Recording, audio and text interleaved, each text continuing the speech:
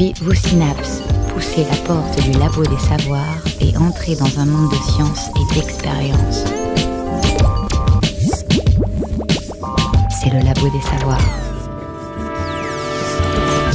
Bonsoir à toutes et à tous, bienvenue pour cette première radioconférence de la saison du Labo des Savoirs. Effectuer des modifications génétiques ciblées dans tout type de cellules, voilà ce que permet l'édition génomique. Comment ? Grâce à ce que l'on appelle des ciseaux moléculaires. Et s'ils ont gagné en efficacité au cours du temps, ces outils existent depuis les années 80 et suscitent autant d'espoir que de méfiance. Dernière révolution en date, 2012, et l'avènement du système CRISPR-Cas9 par la française Emmanuelle Charpentier et l'américaine Jennifer Doudna de l'université de Berkeley. Simple d'utilisation et peu coûteux, CRISPR-Cas9 a permis à l'édition génomique de gagner tous les domaines de la science et de la médecine. Pourquoi faire ? Eh bien pour développer des modèles cellulaires sur mesure afin de progresser dans la connaissance du développement des organismes vivants, des maladies, ou encore pour tester des molécules thérapeutiques. Et si la majorité des travaux en cours concernent encore la recherche fondamentale ou préclinique, de nombreux espoirs sont permis, certains essais ont même débuté chez l'humain. Karim Sitayeb, bonjour. Bonjour. Vous êtes chercheur à l'Institut du Thorax, qui est une unité mixte INSERM-CNRS Université de Nantes, et vous êtes spécialiste des cellules souches. À vos côtés, Vanessa Quillot-Chenoir, bonjour. Bonjour. Vous êtes ingénieure d'études INSERM au Centre de recherche en transplantation et immunologie de Nantes. Votre mission à vous, c'est le développement de CRISPR-Cas9 dans ce laboratoire précisément. Et depuis 2018, vous avez entamé une thèse de 3 ans, elle est donc en cours, dont l'objectif est d'améliorer l'efficacité de l'édition génomique via CRISPR-Cas9. À vos côtés, Jean-Marie Elan. Oui, bonsoir. Ingénieur de recherche à l'INSERM, responsable du plateau technique GenoCell Edit, je l'ai bien prononcé. Parfait. Où vous travaillez avec les chercheurs et les chercheuses dans leurs projets de recherche, ceux évidemment qui font appel à l'édition du génome. C'est bon à savoir, c'est bon de savoir, c'est le labo des savoirs. Alors une première question pour vous, Karim Sitayeb, pour comprendre l'édition génomique finalement, il faudrait peut-être commencer par rappeler comment est-ce qu'on modifie une séquence ADN. Si je peux revenir un tout petit peu en arrière, en fait, avant d'arriver sur la révolution qui est l'édition du génome dans les cellules, notamment de mammifères, en recherche fondamentale, on utilise très couramment des enzymes qu'on appelle des enzymes de restriction. Donc, ce sont des enzymes qui vont reconnaître des parties de l'ADN. Souvent, ce sont des séquences palindromiques. Donc, par exemple, vous savez que les séquences ADN, c'est 4 bases, ATGC. Et donc, on peut avoir un ATT, TTA. Et donc, ou ATT, AAT. Donc, un palindrome. Et donc, ces enzymes vont pouvoir couper ce palindrome. Et ça nous a, donc c'est issu du monde de la microbiologie, ça nous a permis de faire énormément de choses en construction, en génie génétique, notamment pour faire ce qu'on appelle des plasmides, qui sont des séquences circulaires d'ADN qui permettent de coder pour différents éléments, protéines ou autres. Et puis, la recherche, justement, au niveau microbiologique, a permis de faire plusieurs découvertes. Alors, avant d'arriver à la microbiologie, et avant l'arrivée du CRISPR, en fait, il y avait 2 types de techniques en biologie moléculaire pour faire de l'édition du génome. La première, c'était, et je pense que c'est historiquement l'une des premières utilisées, le Zinc-Finger nuclease, et ensuite les TALENs. En fait, ce sont des techniques qui se basent sur la nature de facteurs de transcription. Ce sont des protéines qui reconnaissent des séquences d'ADN particulières pour induire ou réprimer l'expression de gènes. Et en étudiant la composition de ces protéines, on a réussi à trouver les séquences qui nous permettent de guider une nucléase dans le noyau pour pouvoir couper la séquence qu'on veut. Mais l'efficacité était moindre par rapport à ce qui est maintenant connu comme le CRISPR. Et donc le CRISPR, c'est un peu la même idée, c'est qu'on va guider une enzyme qui va couper l'ADN. Et ce guide va se faire avec une toute petite séquence qui rend la chose assez facile. Et en fait, au final, la manipulation du génome, ça consiste à induire une coupure dans l'ADN. La cellule déteste ça, et elle va chercher à réparer cette coupure. Et elle va le faire en gros, 2 façons, très schématiquement. La première, ça va être d'essayer de rabooter les brins d'ADN. Et donc, généralement, ça va causer une mutation qui va, dans la plupart des cas, être délétère pour l'expression du gène en question. Ou la cellule va essayer de chercher une copie dans la chromatine sœur, parce qu'on a le génome en 2 exemplaires, comme matrice pour rétablir la séquence originale. Et on peut utiliser cet aspect en amenant, nous, une séquence d'ADN qui va être homologue avec la séquence mutée, et où on va pouvoir introduire des séquences d'intérêt, soit changer la mutation, soit même toute une protéine autre pour modifier le génome. Et donc c'est un petit peu plus compliqué que ce que voulait bien nous faire croire Monsieur ADN dans Jurassic Park. Hein. Et oui. Alors vous avez parlé de coupure, j'ai évoqué en introduction les ciseaux moléculaires. Est-ce que vous pouvez nous expliquer ce que c'est qu'un ciseau moléculaire, Jean-Marie Hélan ? Eh bien, comme le disait Karim, on parle d'enzymes. Ce sont des fonctions qui avaient donc été trouvées dans des bactéries qui leur permettaient de se débarrasser des infections virales. Et pour garder la trace de l'infection, il y avait des motifs qui étaient incorporés dans le génome de la bactérie et qui lui permettaient, lorsqu'il y avait similitude entre ce motif dans la cellule, elle savait que ce n'était pas à elle et elle le coupait. Et donc elle pouvait comme ça se débarrasser des exosomes, des petits ADN qui circulent comme ça, ou des virus. Donc ces 2 dames, Madame Charpentier et Doudna, ont décrit ce modèle, comme vous l'expliquiez, et les protéines ont été donc clonées et mises à disposition. Et maintenant, en ajoutant l'enzyme qu'on appelle la Cas9, alors Cas, je ne sais plus exactement d'où vient le nom. CRISPR-associated. Voilà, ça doit être ça. Je sais plus. On met donc cette enzyme. Je continue de développer. Et donc, cette enzyme, son boulot, c'est de scanner l'ADN. Elle se met sur les doubles brins de l'hélice d'ADN et elle le scanne. Et dès qu'elle rencontre un motif à 3 lettres dans lequel il y a 2 G qui suivent, elle s'arrête. Et dans ces moments-là, si on a ajouté le petit bout d'ADN dont parlait Karim qui matche avec la séquence, c'est qu'elle est au bon endroit, elle s'arrête, le système coupe l'ADN. Si les bases ne sont pas identiques, alors elle continue et avance comme ça. Et le génome entier est scanné jusqu'à tomber sur la zone que l'on a ciblée avec précision. Et quand les 2 choses, l'enzyme est à sa place, ce qu'on appelle le petit guide, alors le short guide en anglais, l'ARN guide. L'ARN guide, merci. Voilà, l'ARN guide qui est à sa place. À ce moment-là, l'enzyme coupe sur les 2 brins, puis fait la réparation dont a parlé Karim. En fait, si on veut faire une analogie simple, c'est un peu comme si vous aviez un document sur un traitement de texte et que vous cherchiez dans un document qui a plus de 9 milliards de caractères, 3 milliards de caractères, un mot en particulier. Donc vous faites pomme F et puis vous cherchez, pomme F sur Mac, CTRL F, et vous cherchez et vous arrivez à trouver tous les motifs qui sont présents dans votre texte. Et donc l'idée du ciseau moléculaire, c'est ça, c'est de pouvoir localiser le motif qu'on voudrait pouvoir couper et une fois qu'on le trouve, induire la coupure. C'est le principe du copier-coller qu'on rattache souvent au système CRISPR-Cas9. Alors, oui et non. En fait, il y a la possibilité de couper. Maintenant, si on veut coller, il faut qu'on amène quelque chose. Et c'est là où ça devient un peu plus compliqué.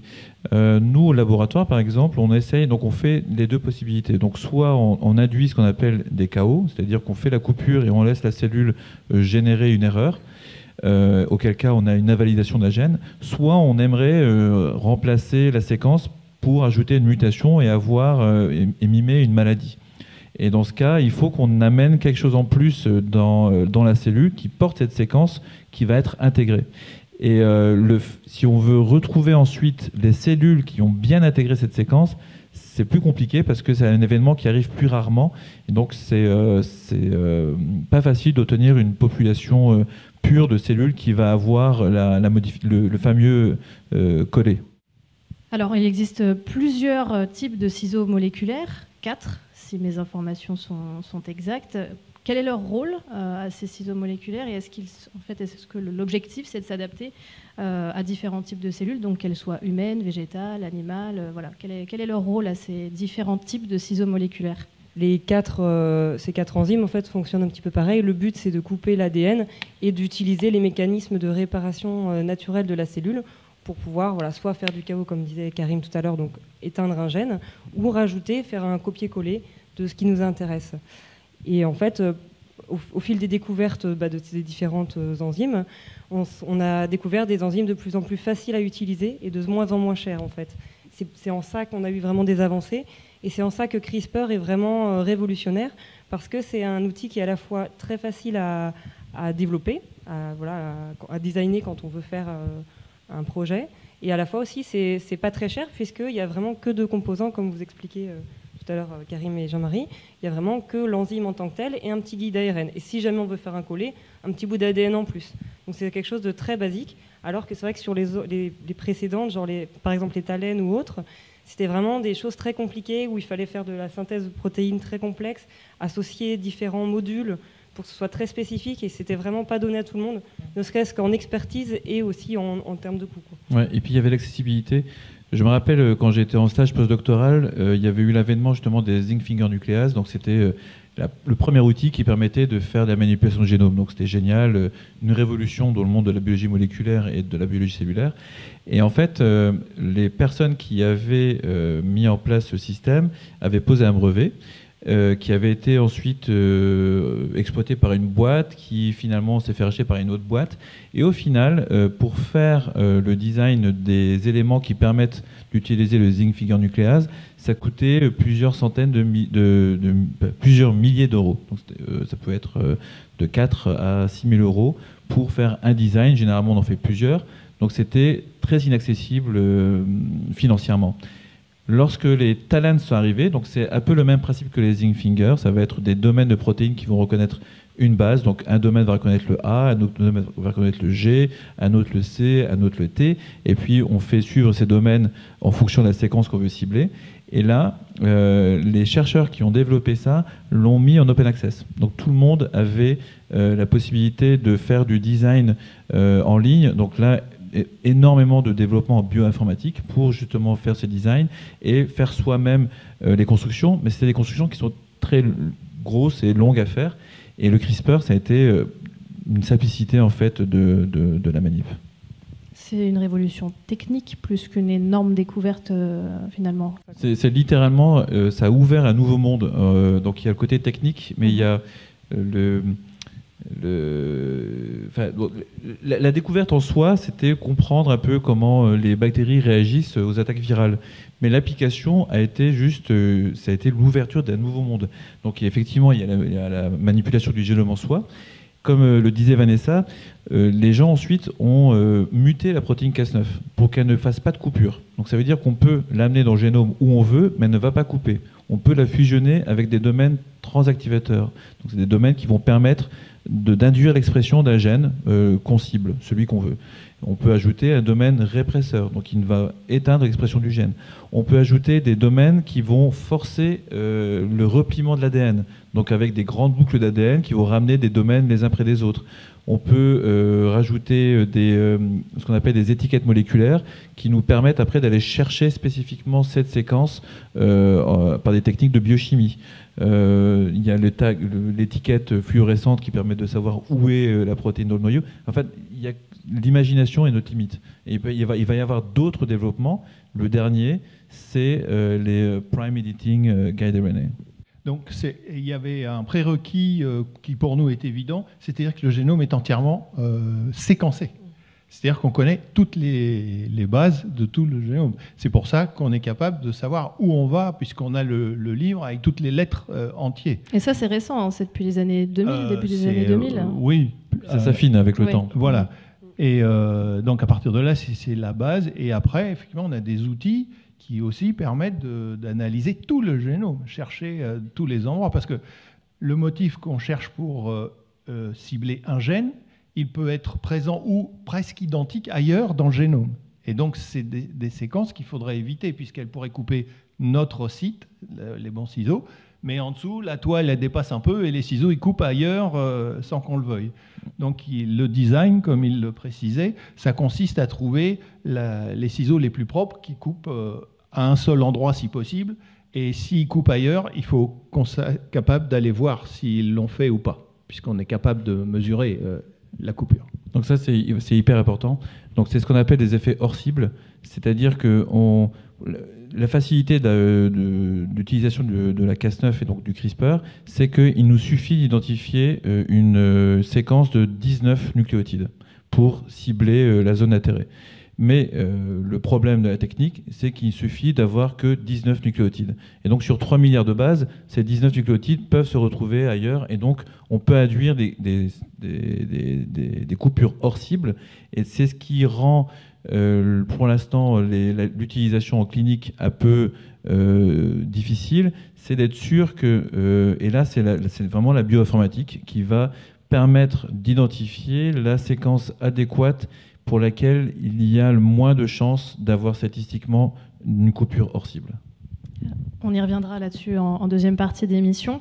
Karim Sitayeb, quelles utilisations concrètes, si elles existent aujourd'hui, de ce système, le CRISPR-Cas9, est-ce que vous faites dans le cadre de vos travaux sur les cellules souches précisément ? Alors donc nous on utilise des cellules souches qu'on génère à partir de patients. Donc c'est ce qu'on appelle des cellules souches pluripotentes induites. Donc on prend des cellules de personnes ayant une maladie génétique. Donc dans notre laboratoire, on travaille notamment sur l'hypercholestérolémie. Et ces cellules sont reprogrammées à l'état de cellules souches qui sont équivalentes à des cellules souches embryonnaires et qu'on va pouvoir normalement différencier en n'importe quel type cellulaire. L'hypercholestérolémie est liée à des fonctions du foie, donc on les différencie en cellules de foie. On a mis en place une technique maintenant pour non pas avoir une différenciation en 2D, en 2 dimensions sur du plastique pour avoir des cellules de foie, mais on a littéralement des mini-foies en 3 dimensions. Donc ça nous permet d'avoir des fonctions de foie qu'on peut étudier dans nos boîtes de pétri. Maintenant, si on veut avoir une étude génétique précise, ce qu'il faudrait faire, par exemple, quand une personne a une mutation, c'est corriger la mutation et montrer que la maladie est guérie. Et donc, pour ça, on utilise le CRISPR. Donc, maintenant, l'utilisation du CRISPR pour l'édition du génome n'est pas si compliqué. En fait, on amène tout le matériel dans la cellule et la cellule va faire le boulot.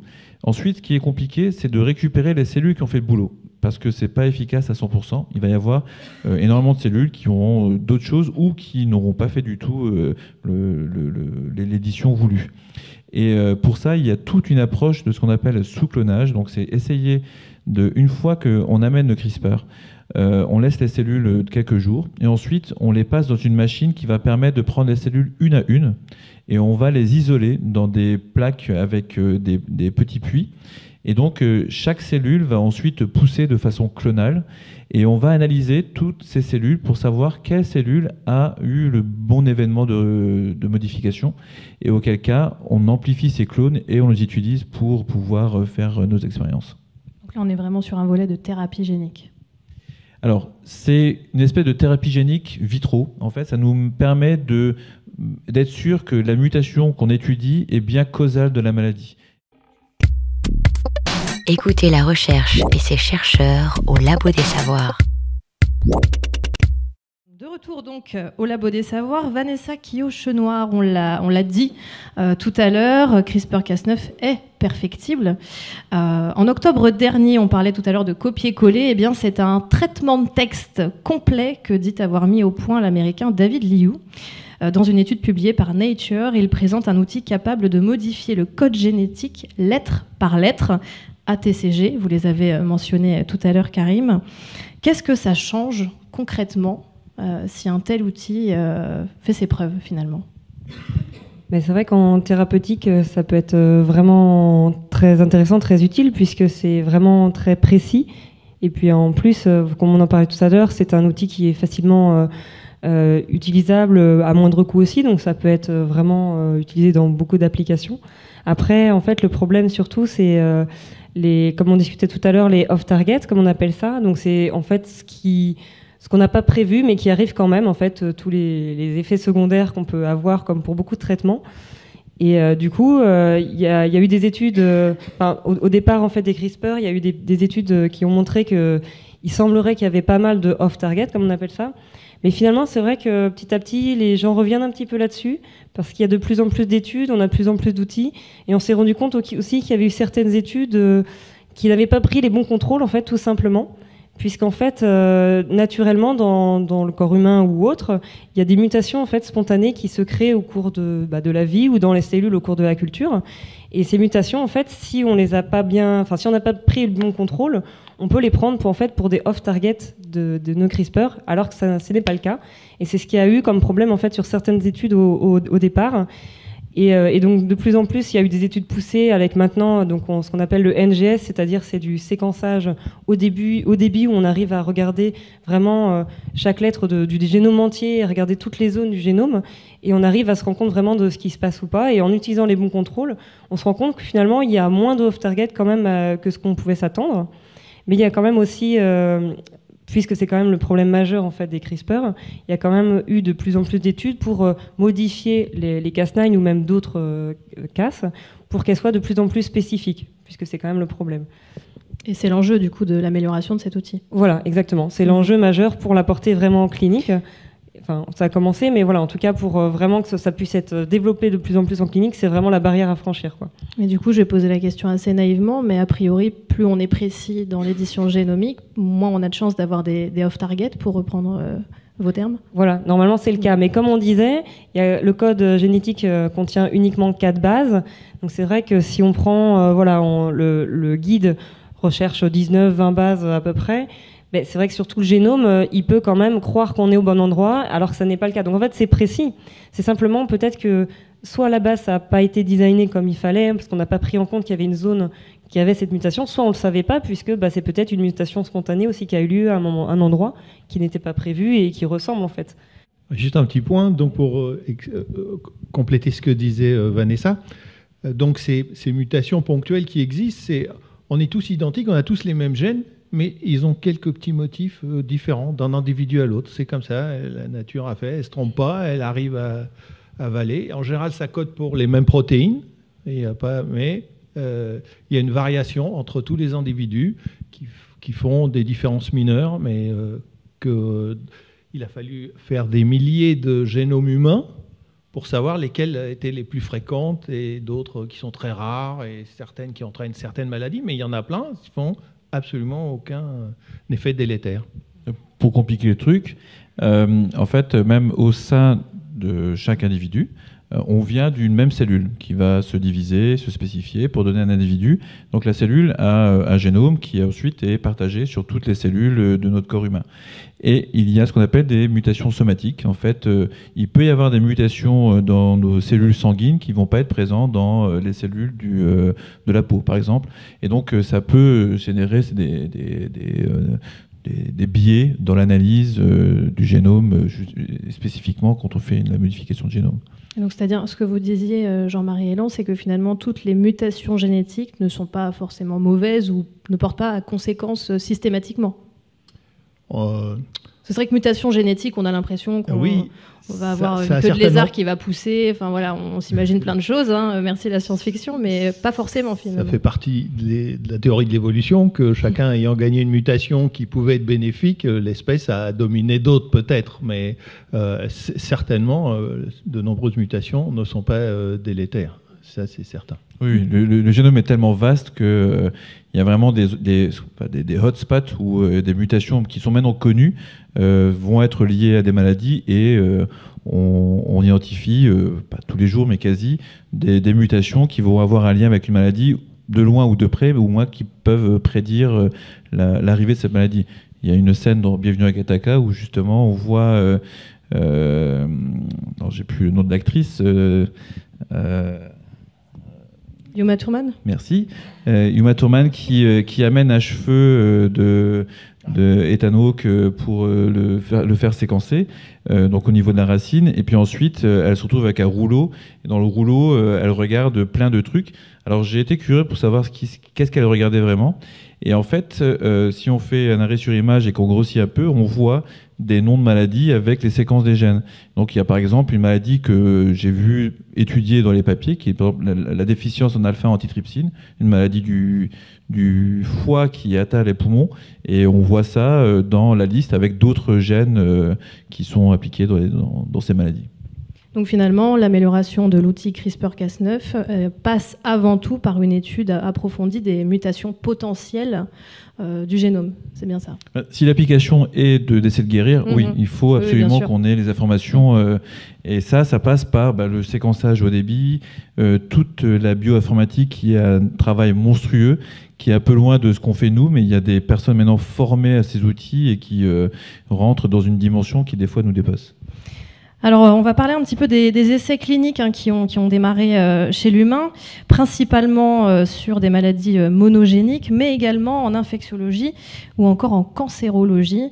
Et quand on parle de cancérologie, on voit bien que les enjeux sont quand même énormes. Est-ce que vous pouvez nous en parler un petit peu, Karim Sitayeb? Alors, moi, j'aurais pas le point de vue du clinicien, donc j'ai plutôt le chercheur qui regarde un peu ce qui se passe avec. En gros, nous, on met en place des outils qui sont ensuite utilisés par d'autres pour pouvoir étudier certaines choses ou avoir un développement thérapeutique.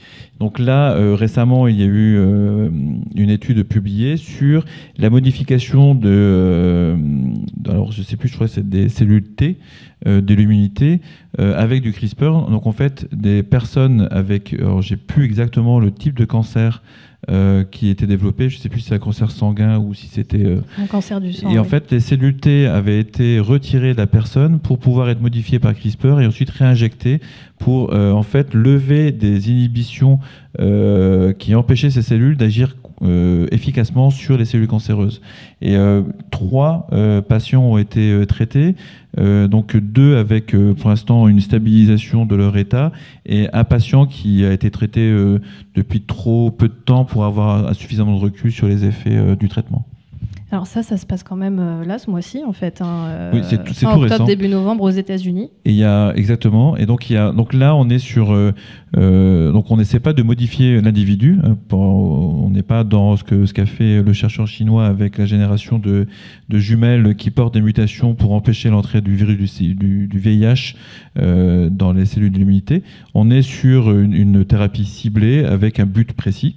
Il y a d'autres développements qu'on peut voir. Alors pour l'instant, je ne sais pas si c'est en clinique, mais par exemple, nous, on travaille sur l'hypercholestérolémie, on connaît certains gènes impliqués dans cette maladie.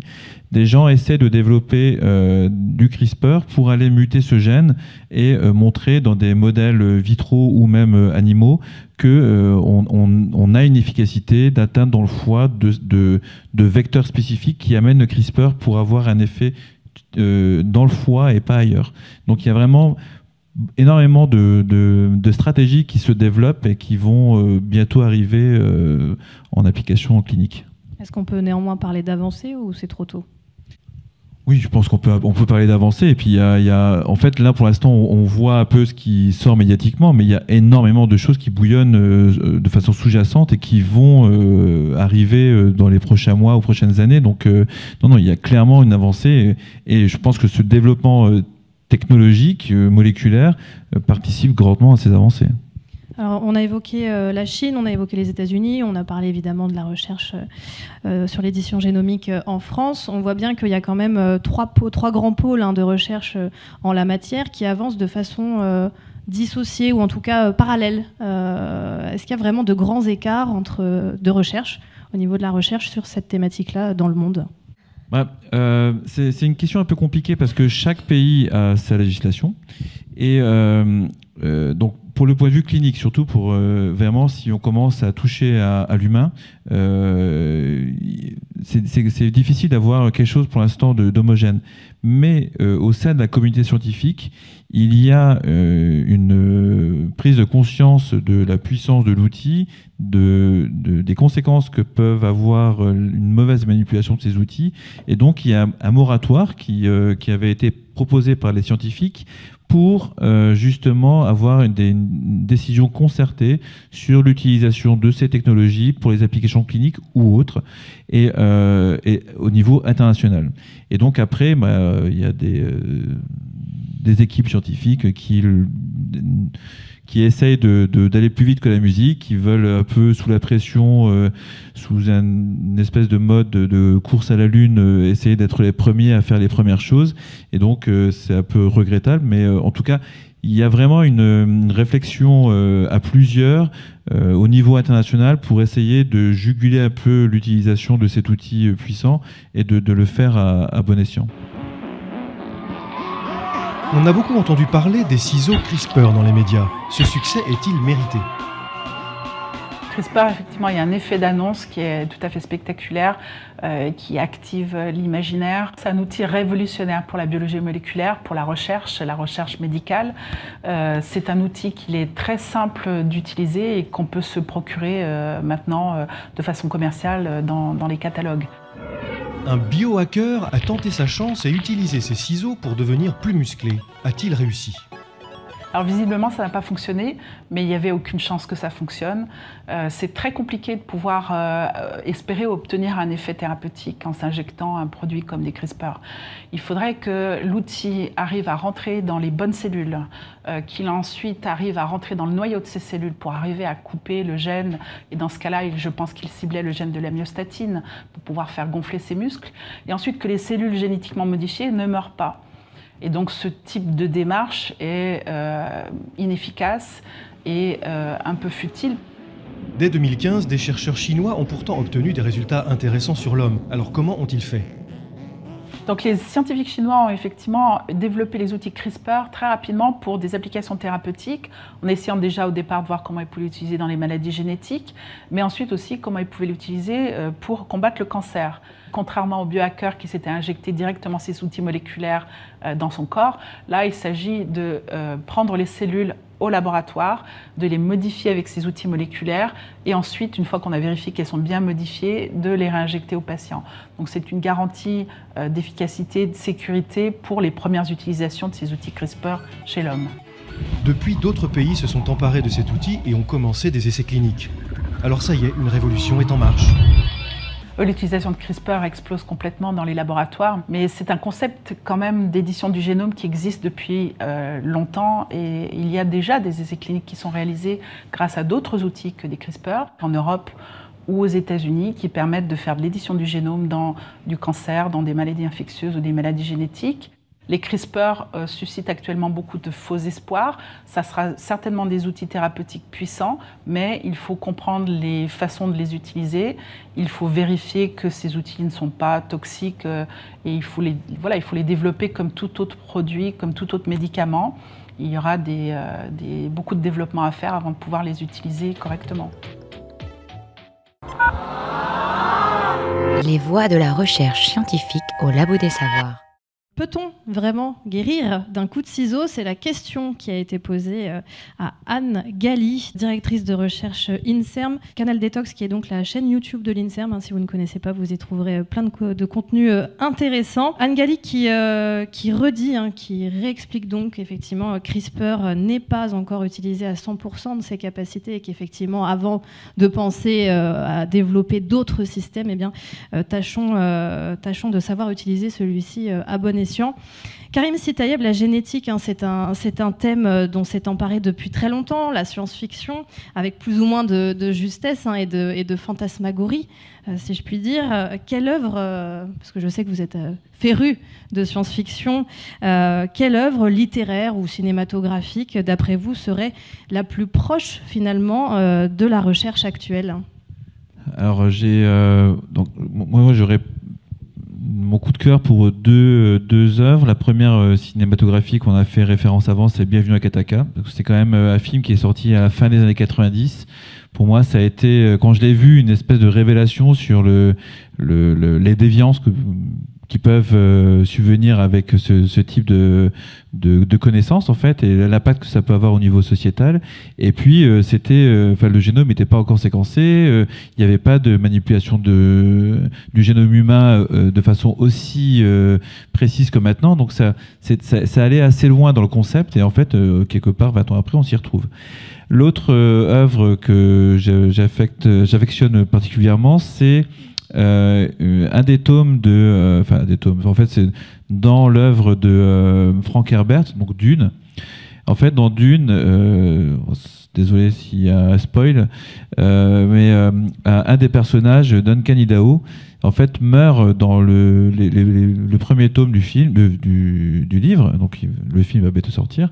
Et puis, on le retrouve quelques temps plus tard, parce qu'il y a une civilisation qui s'appelle le Bene Tleilax, qui a inventé les cuves axolotls. Et des cuves axolotls permettent, à partir d'une cellule, de régénérer un individu. Donc c'est un peu ce qu'on fait nous avec les cellules iPS, que à partir, donc on régénère pas l'individu, mais on peut obtenir une cellule souche qui potentiellement pourrait donner un individu.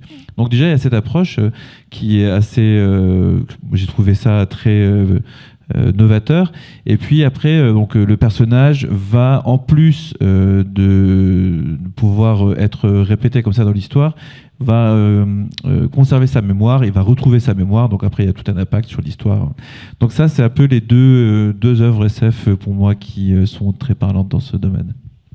Alors on a beaucoup parlé de thérapie jusqu'à maintenant, mais c'est vrai qu'un des points névralgiques de l'édition génomique, celui en tout cas qui crée le plus de questions, notamment éthiques, c'est l'édition génomique sur l'embryon humain. Est-ce que c'est un enjeu, et qu'est-ce qui se passera si cette édition génomique sur embryon devient sûre et efficace? Alors là-dessus, Karim ou Vanessa éventuellement? Alors déjà il y a plusieurs aspects en fait, parce on peut faire de l'édition de génome simplement pour faire de la recherche, et là c'est vrai que c'est un outil fantastique, puisque on connaît pas, en fait pour le moment on n'a pas vraiment la capacité de bien étudier l'embryon humain, et donc c'est vrai que d'avoir accès à ces données-là, en étant capable de faire ça, autorisé à faire ça en tout cas, on va pouvoir mieux comprendre pourquoi certains embryons ne se développent pas. Et ça, c'est un grand pas pour la science, ça c'est sûr. Par contre, c'est vrai qu'après, l'aspect, on y revient, thérapeutique, là c'est un autre problème, et c'est les mêmes problèmes en fait qu'on discutait tout à l'heure, avec quand même des aspects beaucoup plus importants, parce que là, les effets secondaires qu'on crée, qu'on en parlait tout à l'heure chez un adulte déjà formé, par contre, c'est vrai que sur un embryon en développement, ça peut être encore plus grave. Donc c'est vrai que c'est vraiment important de bien connaître le système, de bien vérifier tout ce qui se passe pour qu'on minimise au maximum ces effets secondaires. Et c'est vrai qu'il faut que ce soit appliqué, si un jour c'est appliqué, que ce soit appliqué vraiment dans des cas très particuliers et bien maîtrisé en tout cas. Donc, comme Vanessa le disait, l'utilisation des cellules souches embryonnaires, nous en recherche, ça a été quelque chose de capital, justement par exemple pour comprendre les effets, pour accéder déjà à la technique de reprogrammation. Donc c'est en étudiant les cellules souches embryonnaires humaines qu'on a pu mettre en évidence les facteurs qui sont impliqués dans la matière de cette pluripotence, et de pouvoir remettre ça en place dans des cellules somatiques spécialisées. Ce qu'il faut savoir, c'est que l'utilisation des cellules souches embryonnaires en laboratoire a été, c'est pas depuis si longtemps en fait, c'est depuis 1998. Donc ça a été publié par Jamie Thompson de l'université Madison. Et en fait, il a trouvé les conditions de culture qui permettent de maintenir des cellules souches embryonnaires dans notre boîte de pétri et pouvoir étudier ça. Et donc, l'édition du génome peut aider à comprendre le développement de certaines maladies, et surtout quand on n'a pas, par exemple, les cellules iPS d'une personne qui a une maladie en particulier. Disons que les cellules IPS. Donc les cellules IPS, c'est les cellules souches pluripotentes, c'est ces fameuses cellules qu'on peut générer à partir d'une personne et les faire revenir à l'état cellule souche. Donc si une personne a une maladie avec des mutations connues, si on a accès à la maladie, si on a accès aux cellules, on peut les avoir au laboratoire pour l'étudier. Si on l'a pas, il faut qu'on déduise les mutations dans des cellules qu'on a, soit des cellules IPS ou des cellules ES, qui restent le gold standard de cellules pluripotentes en culture dans la recherche. À la vitesse où la recherche en édition génomique progresse dans certains pays, est-ce que ce qui fait peur, c'est pas justement la démocratisation de ces techniques, puisqu'à partir du moment où on sait modifier, recoder un gène, on peut faire à peu près tout et n'importe quoi?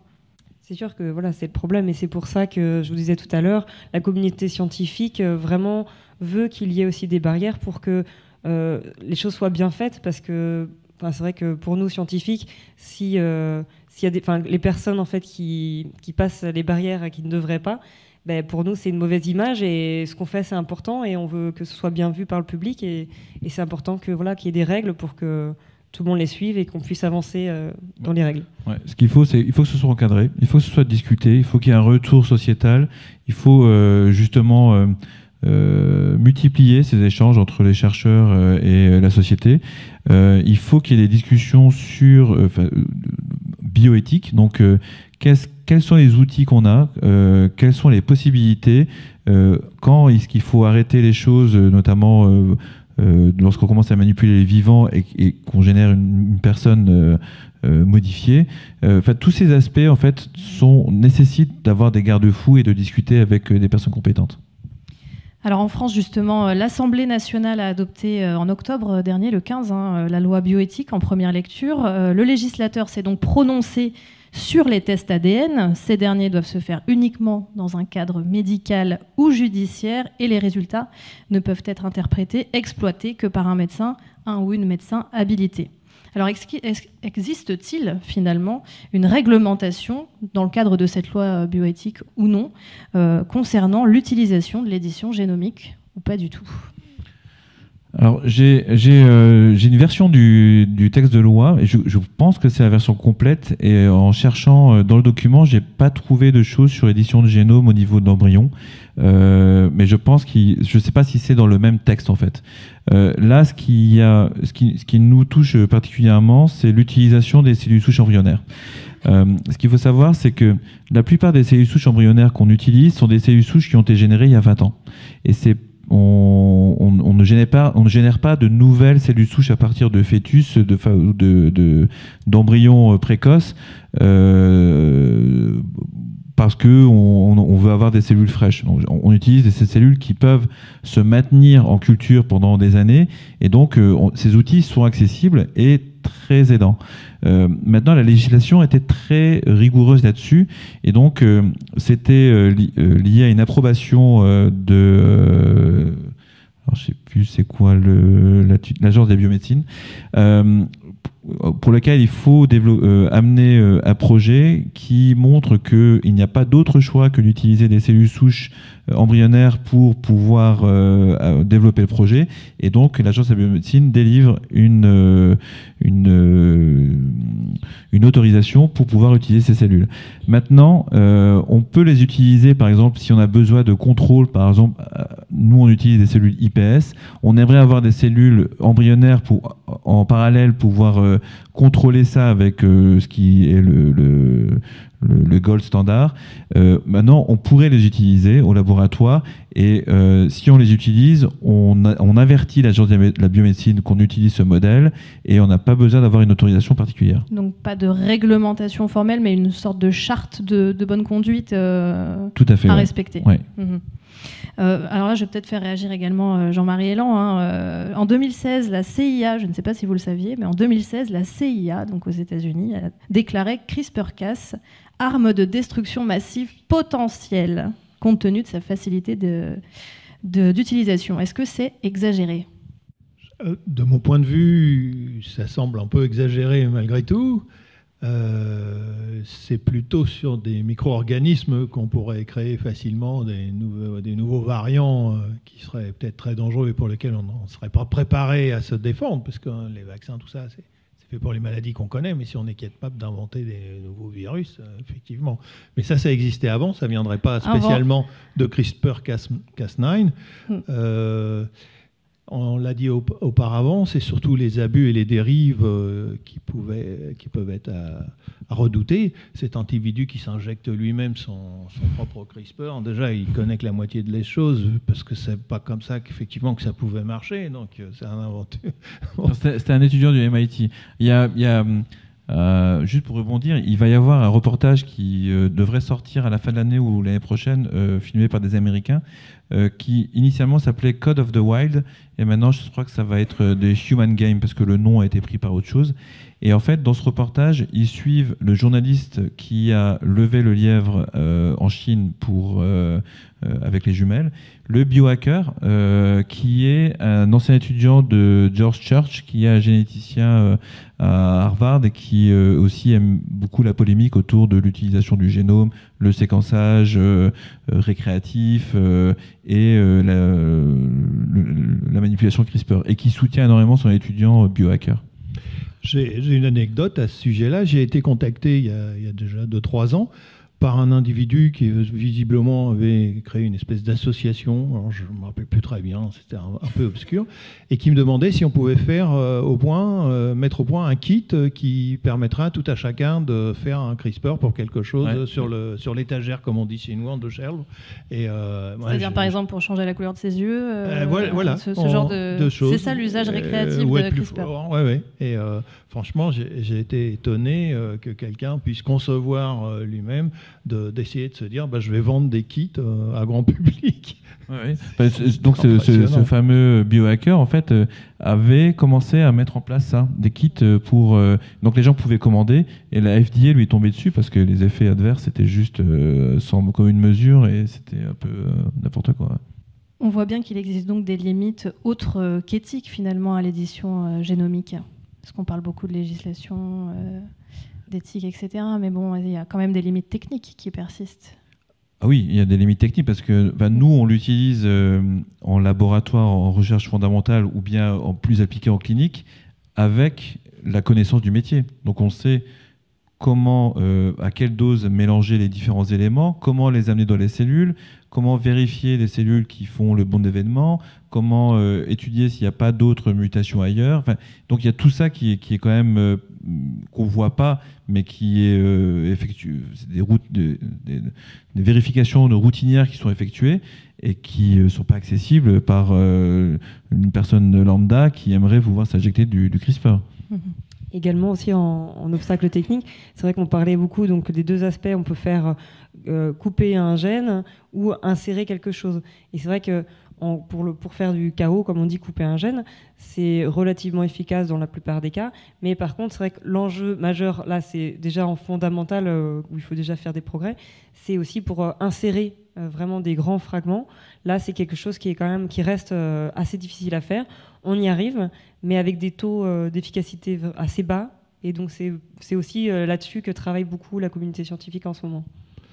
J'ajouterais que les algorithmes et les logiciels qui permettent de trouver les bonnes étiquettes, ils sont en accès ouvert. Donc c'est un tout à chacun se connecte en rentrant à la maison et se dit tiens, tel gène, j'ai envie de faire un CRISPR, et la machine va lui donner les étiquettes. Après, il y a beaucoup de choses. Ce qui est le plus compliqué, c'est toute la structure de laboratoire, parce qu'on peut créer peut-être ce CRISPR dans un tube, moyennant un bain marié à eau chaude à la maison à 37, je ne sais pas trop.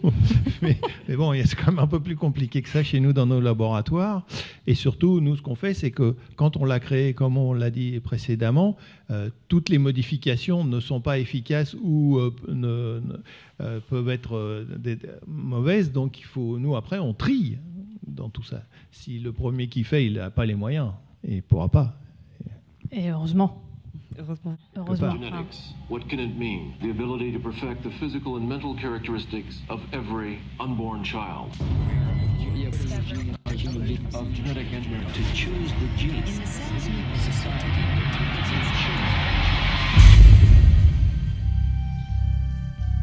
In the not-too-distant future, our DNA will determine everything about us. A minute drop of blood, saliva, or a single hair determines where you can work, who you should marry, what you're capable of achieving. In a society where success is determined by science, divided by the standards of perfection, one man's only chance. How do you expect to pull this off? I don't know exactly. Is to hide his own identity. This is the last day that you're going to be you and I'm going to be me. By borrowing someone else's. Congratulations. What about the interview? That was it. Do you think you'd be doing what you're doing if it wasn't for who you are, what you are? I have a feeling you might be there under false pretenses, playing somebody else's hand. They've got my picture plastered up all over the place. They'll recognize me. They won't recognize me. They'll recognize me. I don't recognize you. They won't believe that one of their elite could have suckered them all this time. They are going to find me. But in a place where any cell from any part of your body can betray you, how do you hide? When we all shed 500 million cells a day.